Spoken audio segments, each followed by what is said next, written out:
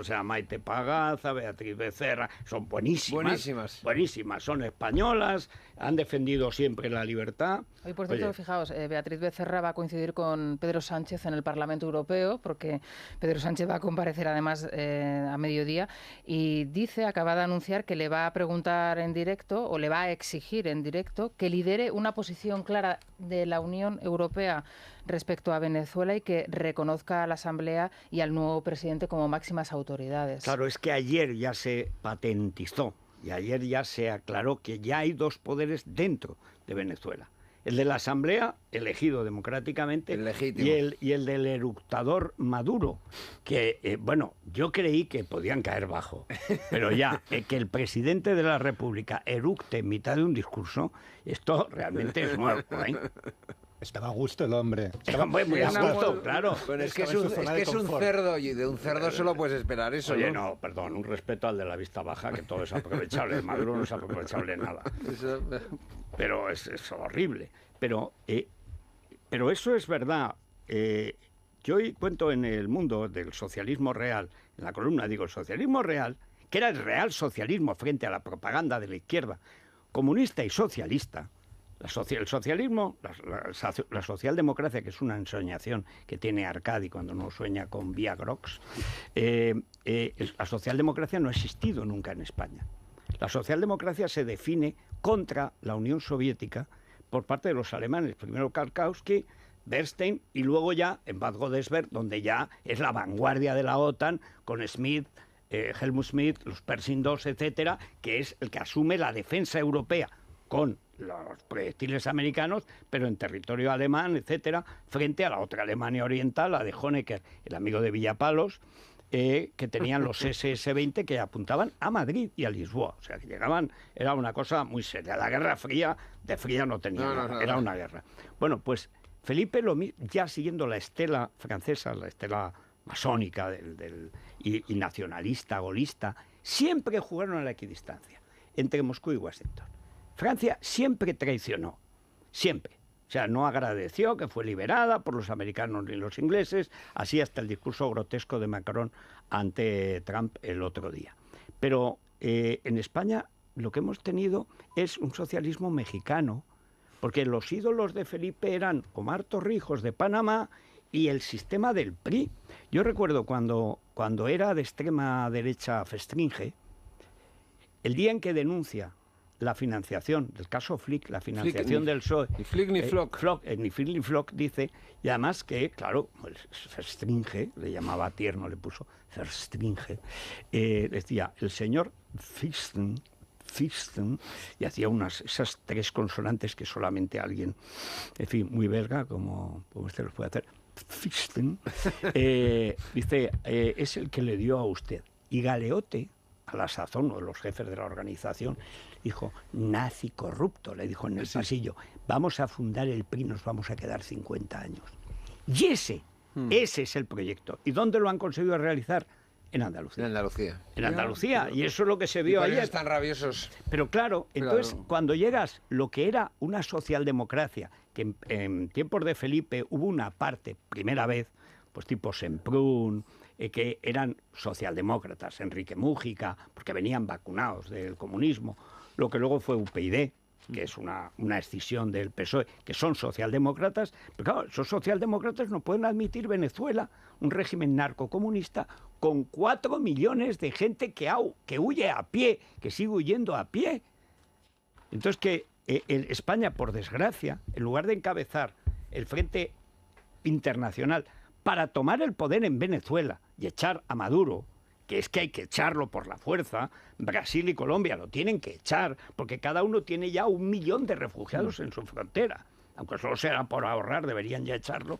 Y le hacen un favor a Venezuela. España se ha convertido en la protectora del narcorrégimen, porque Zapatero, con Rajoy, y por supuesto con este, es el gran defensor de ese régimen abyecto. Por cierto, que hay una historia muy interesante sobre Venezuela, sobre la sucesión de Chávez, cuando Chávez ya veía claro que iba a morir un año antes de su muerte y tenía que escoger sucesor. Los dos candidatos eran Maduro y Diosdado Cabello, que era el militar duro, ortodoxo, etcétera, ¿no? Todo el mundo pensaba Tiene que el un programa sucesor... de televisión que se llama Con el mazo dando, o sea, una cosa fina. ¿Es narco también? Sí, también está pedida la extradición por Estados Unidos por narco. Exacto. Y todo el mundo pensaba que el candidato elegido por Chávez iba a ser Diosdado Cabello, pero al final escogía a Maduro, un conductor de autobús, un hombre... En paro.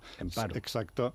Y por lo visto, lo que dijo Chávez fue, el sucesor natural era Diosdado Cabello, pero es que si lo hubiera escogido a él, ese año que me quedaba de vida, o lo que me quede de vida, no lo hubiera vivido porque me hubiera pelado, ¿no? Me hubiera liquidado mucho pero antes, sin la menor duda. Y con Maduro no. Sin la menor duda, eligió a un tonto en lugar de un peligro. Bueno, lo que pasa es que los tontos siempre son peligrosos. Un tonto sobre todo con iniciativa, pero hay que recordar que ahí, en ese régimen abyecto, esa narcodictadura, que es un triángulo con las FARC y con La Habana, donde, por cierto, se ha refugiado Ernesto Samper, el presidente de Colombia elegido con el dinero del cártel de Cali, que son los que han visto la serie de Narcos, han visto hasta qué punto eso fue inequívoco. Bueno, pues Ernesto Samper ha dicho que en Cuba se vive estupendamente. Hombre, claro. Debe ser que queda con Willy Toledo, que es donde lava el dinero el narcotráfico de todo el mundo. Pero piensa que ahora todo ese mundo abyecto, ¿no?, que hace 50 años se hubiera soslayado y no hubiera recibido críticas, es que los medios al final reflejan pues todo el éxodo venezolano. Que son 4 millones, la mayor en la historia de América. Nunca en ese continente ha habido tal éxodo de gente tan rápido y votando con los pies. Mira, no pillas uno de ellos que llegue al poder y no sea un golfo.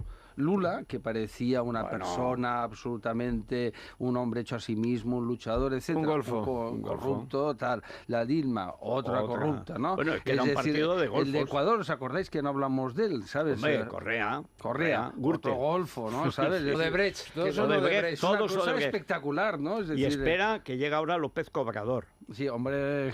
Recordemos en la película El conejo en la luna, que a pesar de ese título grotesco es una película sobre el narcotráfico y las redes secretas de la policía, las cloacas de la policía mexicana ligadas al narco, que secuestran a 2 extranjeros que se meten por tontería, porque no sabían dónde se metían, los secuestran, los meten en una cárcel secreta, etcétera. El director tuvo que huir a Alemania a esconderse durante años y ahí aparece, cuando era el jefe, el alcalde, gobernador de Ciudad de México, López Obrador, como López Obrador, directamente cobrando del narco, fíjate, en su despacho. Durante siglos ese territorio estuvo gobernado por España y por ellos, ¿no? Es decir, con los virreinatos y tal, no había corrupción, había juicios de residencia, si algún gobernador... Estaba la corona. Claro, y si había un gobernador corrupto, pues acababa en la cárcel, acababa además perdiéndolo todo, etcétera. Y lo mismo en Brasil, es decir, llegó un momento que las élites corruptas, ¿no?, criollas, etcétera, decidieron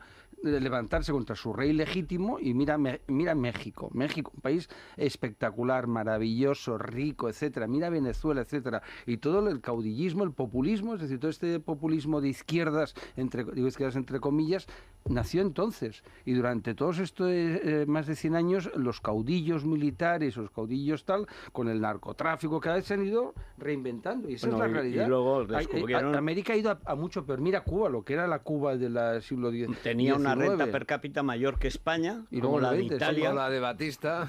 Era un país riquísimo. Bueno, además, no mataban a nadie. Yo me acuerdo de uno de estos comandantes revolucionarios que luego se rechazó a Fidel, me dice, no, si el régimen de Batista se no mataba a nadie, estaban allí, tenía su corruptela. Cualquier dictadura de derechas comparada con la dictadura comunista es una broma. Sí. Bueno, por cierto, y esto para los amigos de la memoria histórica, los primeros que llegan a matar y a torturar son el grupo del KGB que venían del Partido Comunista Español. O sea, el instructor de Castro y uno de los padrinos del Che Guevara es el comandante Bayo, que fracasó estrepitosamente en la conquista de Mallorca, que en sus memorias cuenta hazaña, dice, pero si es que han ido con más banderas catalanas que fusiles. Pero vamos, o sea, como 3 docenas de falangistas que impidieron que invadieran 2 barcos la isla, o sea, una pandilla de esgarramantas. Bueno, pues el hombre, que era un hombre soviético, es Bayo. Y Bayo fue el instructor. Y yo he contado en algunos libros, y repaso en la memoria del comunismo, en todo lo del Che Guevara, toda la gente, agente del KGB, la gente conoce a Ramón Mercader, pero en la Guerra de España hay una gran leva de agentes secretos que luego se reparten por toda Iberoamérica, son los agentes soviéticos. Iberoamérica y Norteamérica y Estados Unidos. El grupo prosoviético en torno a Eleanor Roosevelt tenía un personaje que era el Pipo, que era uno de los del grupo fundador, de los que de Caridad Mercader, La Pasionaria, etcétera, tipo listo, fino, etcétera. Pero como Connie de la Mora, Constancia de la Mora y su marido Hidalgo de Cisneros, dos aristócratas, ella la tía carnal de Jorge Semprún también de familia aristocrática y tal, y que eran agentes soviéticos. Y todos esos son los que están haciendo fechorías en América. Sí. Después de la Segunda Guerra Mundial, pues se dedican a subvertir, que es lo que han hecho los comunistas. Es que hay que reeducar al pueblo. No Entonces, ¿cómo lo reeducas? No tienen ni idea. Matas hoy en Camboya quienes hacen, tú lo eres un experto en estas cosas, ¿no? Es decir, lo hacen gente de las élites dirigentes, sí, convertidos en como pasa. ¿Cuántos obreros había en el Politburó, en todo el equipo de Lenin 1, ¿no? Stalin. No había ninguno, porque Stalin era un ladrón. Digo, obrero entre comillas. No, es que no había trabajado nunca más que en el delito. Pues eso. O sea, es que no había nadie. Y el único que no era judío, de origen, que era georgiano, tampoco ruso, era Stalin. O sea, es una cosa tremenda. Pero es que tú vas, ¿cuántos negros había en el Politburó de Fidel Castro? Ninguno. Los guardaespaldas. Eso sí, unos mocetones de 2 metros que impresiona. Yo la única vez que por error aterricé en La Habana y lo pasé fatal porque venía de hacer un reportaje con los de la Contra, estaba lleno de fotos de guerrilleros. ¿Quién es la primera mujer de Fidel Castro? La hija de un ministro de Batista. Pero vamos, ¿y quién es Fidel Castro? El hijo de un guajiro rico. Pero claro, un gallego rico, con unas fincas, pero claro, oye, que heredaron $1 millón de dólares todos de la blancos, todos blancos, todos homófobos, que se diría ahora. De hecho, el primer campo de concentración para homosexuales lo crea el Che Guevara, la UMAP, la Unidad Militar de Ayuda a la Producción, que ponía el trabajo os hará hombres. Eso es lo que ponía a la entrada. Ese es el régimen que defiende Podemos y Falconetti. Porque Falconetti ha unido su destino al comunismo y al separatismo. Pero es que para la izquierda la democracia nunca ha sido un fin, sino un medio para ocupar el poder. Y cuando el poder no se ha ocupado por medio de la democracia, las elecciones, pues se ha ocupado de otra manera. Pero el problema no son ellos, perdóname que el problema no son ellos, que ellos no esconden lo que quieren hacer. El problema siempre es el centro-derecha. Claro, el centro-derecha es cobarde. Lo fue cobarde en el 96, aunque Aznar se moleste, no me importa. Lo fue cobarde con Rajoy en el 2012, ¿no? De no desmontar el aparato mío. Un presidente del gobierno me decía, sí, oye, mucho vosotros la derecha y tal, y digo, me decía, pero cuando nosotros llegamos al poder, cambiamos las leyes y así se quedan, ¿no? Y me quedé mirando y pensé, ostras, tienes razón. Es decir, ellos nada más llegar al poder, Zapatero, ¿os acordáis? Hizo dos gestos, la ley de memoria histórica y la ley de violencia de género. Eso ahí está, que son rabiosamente antinacionales, anticonstitucionales, antiespañolas, etc. El PP recuperó la ley de Pilar del Castillo, ¿no? Llegó ahí acomplejado. Y lo había prometido, efectivamente. Y llegó con mayoría absoluta. ¿Y el tema absoluta. del aborto qué hizo? ¿Qué hizo el tema del aborto? Lo mismo, pero y lo había prometido. Las niñas asesinas que decías tú. Volver a la ley de supuestos. Efectivamente, ya está. Y luego abres un gran debate nacional. Dice, oiga, mira, aquí está la ley de supuestos y debate nacional para ver... Montaron enseguida un gran pollo de que el PP iba a prohibir el aborto en España, con 4... Y prepárate a Moreno Bonilla, le van a hacer la vida imposible. Moreno Bonilla va a ser... periodistas de estos que tienen los medios internacionales, que o cobran o los intoxicas fácilmente, ya se ha visto en lo de Cataluña, una colección de idiotas, que es que no los reúnes en todo el mundo, están aquí, porque España ahora es un sitio de último nivel. Los que mandan aquí no son los grandes reporteros ni investigadores, es la morralla, el que no quiere ir a París o no pueden ir ni a Berlín, o sea, a España. A pesar del buen clima, mucho lerdo. No tienen ni idea, no saben ni español. No saben nada. O sea, que ¿para qué? Dicen, nos mandan al tercer mundo, entonces pues eso, ¿para qué vamos a aprender? Que traduzcan ellos. Si tú vas a Zimbabue y aprendes el zimbabués o como se llame, no, es una ironía. Pero es verdad, si te fijas, llegan aquí en yo plan... casi prefiero Mozambique, porque en portugués me entiendo. Llegan con 4 tópicos de Hemingway. Siempre me sale Zimbabue por la